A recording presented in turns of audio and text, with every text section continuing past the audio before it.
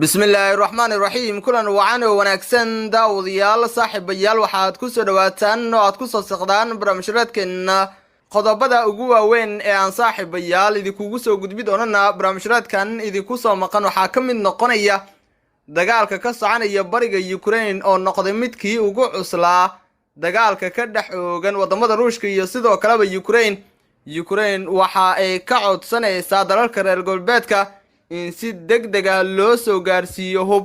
haddaba arrintan ma dhaqan gelin karaan dalalka reer galbeedka ee taageeray Ukraine falaqan ayaa daawadayaal ku sameyn doona.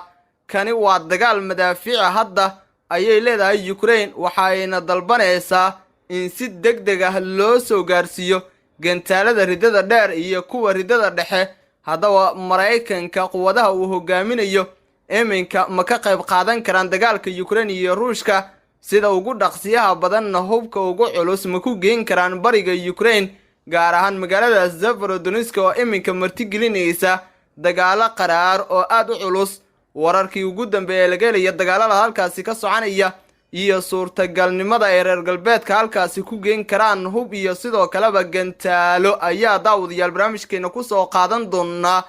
khasaaraha dagaalkaasi ka dhashay madaxweynaha dalka Ukraine Volodymyr Zelensky oo ka hadlay waxa uu ka yiri sidoo kale waan soo qaadan doonaa dagaalka Ukraine iyo Ruushka u dhaxeeya waxa uu sababay cudurro dilaa daacuun iyo cudurro kale ayaa la soo warinaya kumanaan qof ayay dili karaan cudurradan. magaalada Mariupol ee koonfurta Ukraine ayay si gaar ah cudurradan ugu jiraan oo laga soo tabinaya. waan isla falaqayn doonaa duqa magaalada Vadim Bichenko oo ka hadlay ayaa soo qaadan doonaa daawadayaal. soo dhawaada saaxiibayaal halkan waa channelkaynu ku leenahay YouTube ee tubta wararka. muuqaalkan daawada like saar oo sii share garay inagu soo biiro subscribe inoo saar channelka Faragan Balaalka si durbadiiba ay ku soo gaaraan muuqaalada aynu halkan idinku soo gudbino. waa ku mahadsantahay daawada la socodkaada iyo la jaanqaadkaada intaba. qaybta hoose ee faalida lagu gudbiyo commentigan aragtidaada saliimka ay noogu reeb. markaana daawada waxaad ku soo dhawaataa faaqidaada qodobadii dulmarka aanu soo dulmarnay. dagaalka Ukraine iyo Ruushka u dhaxeeya ayaa noqonaya maalinba maalinta ka sii dambaysa dagaal qaraar oo la isku adeegsanayo hubka noocyadiisa kala duwan. dagaalka xooggiisa iminka waxa uu ka soconaya magaalooyinka ku yaala bariga Ukraine gaar ahaan magaalada Zaporizhzhia oo maalmihii aynu ka soo gudubnay iyo saacadihii aynu ka soo tilaabnay marti sooreysay ama marti gelinaysa dagaalo aad u culus oo la isku adeegsanayo gantaalada ridada dheer iyo sidoo kaleba kuwa ridada dhexe. Ukraine ayaa iska caabin xoog leh ku jirta. Ruushka ayaa dagaalka u adeegsanaya madaafiic waxa ayna Ukraine tahay mid reer galbeedka ka dalbanaysa ama ka codsanaysa in uu la soo gaaro kaalmo military.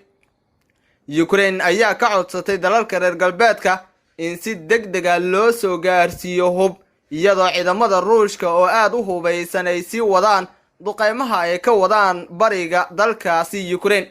magaalada Zaporizhzhia oo magaalada yar ee bartilmaameedka u noqotay oo socodka Ruushka ee bariga Ukraine ayaa waxa laga soo warinayaa in xalay uu ka dhacay dagaal culus oo u dhaxeeya labada dhinac ama labada wadan ee halkaasi ku dagaalamaya waa Ukraine iyo sidoo kale Ruushka. askarta Ukraine ayaa ka hadlay dagaalkan waxa ayna tibaaxeen in dagaalku culus yahay oo adag yahay la isku adeegsanayo madaafiic saacadba saacada ka dambeysana oo cirka isku sii shareerayo. haddii aan lala soo gaarin wax hub ah Ukraine ay noqon karto mid markaasi dhulka lala simo oo ciidamadeeda la xasuuqo magaaladan gacanta ay ku dhigaan ciidamada Ruushka.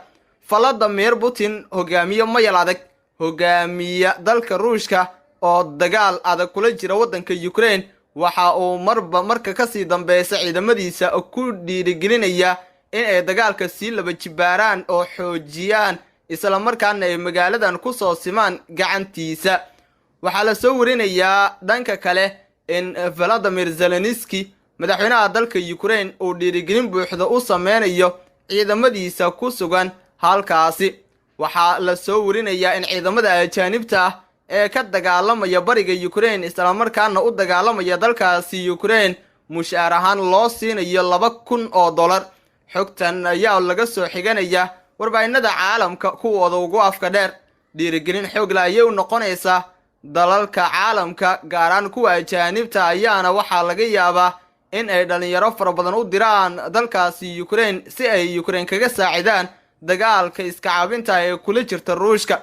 waxaana dhalinyaradan ay ka faa'iideysanayaan dhaqaalaha yaala halkaasi iyagoo ka lacageysanaya ama hanti ka abuuraya dagaalka. hadda dagaalka ka soconaya bariga Ukraine waxa uu noqonayaa dagaal la isku adeegsanayo madaafiic. Kiev oo ah caasimadda dalka Ukraine waxaa la soo tabinayaa in laga soo tuuray madaafiic ciidamada Ukraine ay soo tuureen, waxaana madaafiicdaasi ay yihiin kuwa ridada dheer. khasaare xoogan iyo jab weynna in uu ka soo gaaray ciidamada Ruushka ayay qorayaan warbaahinada caalamka. taasi macnaheedu waxa weeye in mowjadaha dhacdooyinka la rogi karo oo kaliya haddii Washington iyo wadamada kale ee reer galbeedka ay fuliyaan ballanqaadkooda in ay soo dirayaan hub badan oo ay ku jiraan hubabka gantaalada ah, ridada dheer iyo sidoo kaleba kuwa ridada dhexe. markii laga hadlayo hubka, Zelensky waxa uu dalbanayaa in markan ay anfici karaan kaliya hubka ridada dheer, maadaama dagaalku uu noqday mid aad la isugu adeegsanayo kuwa ridada dheer oo laga gudbayba kuwa ridada dhexe. kani waa dagaal la isku adeegsanayo madaafiic. Vadim Iskembeti, ku-xigeenka madaxa sirdoonka militariga ee Ukraine, ayaa sidaasi u sheegay wargeyska la yiraahdo The Guardian. dagaalkan ka soconaya Ukraine, gaar ahaan midkan ka holcaya bariga Ukraine, gaar ahaan magaalada Zaporizhzhia, haddii aan lala soo gaarin wax hub ah ciidamada Ukraine, waxaa laga yaabaa in saacadba saacadda ka dambeysa lagala wareego magaalada Zaporizhzhia. markaana daawadayaal, dhanka kale aynu abaarne dagaalka Ukraine iyo Ruushka waxa uu sababay cudurro dilaa ah, kuwaas oo haatan ay la ildaran yihiin dadka rayidka gaaraan kuwa ku sugan magaalada Mariupol. daacuun iyo cudurro kale oo dilaa ayaa kumanaan qof ku dili kara magaalada Mariupol ee koonfurta Ukraine. waxaa jirta xitaa in la soo ururin waaye meydadka dadkii ku dhintay dagaalka. xagaaga ayaa la soo warinayaa in uu keenay cimilo diiran, taasina ay ugu wacan tahay dhibaatada caafimaad daro oo waqtigan ka taagan magaaladaas. duqa magaalada Vadim Buchenko ayaa sheegay in ceelasha ay wasaqeeyeen meydadka dadkii lagu dilay duqeymaha iyo go'doominta Ruushka toddobaadyadii la soo dhaafay. waxaana uu sheegay in ururinta meydadka Ruushka ee magaalada ay si tartiib u socoto. waxaa ka dilaacay magaalada shuban iyo daacuun. cuduradan dilaaga ah ayaana saameyn xun waxa ay ku yeesheen dadka rayidka ee halkaasi jooga, kuwaas oo la ildaran dagaalada Ukraine iyo sidoo kaleba Ruushka. iminka dagaalada waxa ugu sii darsoomay dhibaato kale oo ah cuduradan dilaaga ah oo laga yaabo in ay u waxyeeloobaan amaba ay u geeriyoodaan oo ay qudha ka jiraan. wixii warar ah oo daawadayaal ku soo kordha barnaamijyadeena xiga ayaa kaga bogan doontaan. muuqaalkan like saar oo sii share garay, inagu soo biiro subscribe inoo saar channelka Faraga Malaalka si durbadiiba ay ku soo gaaraan muuqaalada aynu halkan idinku soo gudbino. waa ku mahadsantahay daawada la socodkaada iyo la jaanqaadkaada intaba. qaybta hoose ee faalida lagu gudbiya commentigan aragtidaada saliimka inoogu reeb. tan iyo barnaamijkan kiisa kalena intaynu dib isugu kulmi doono nabadgelyo.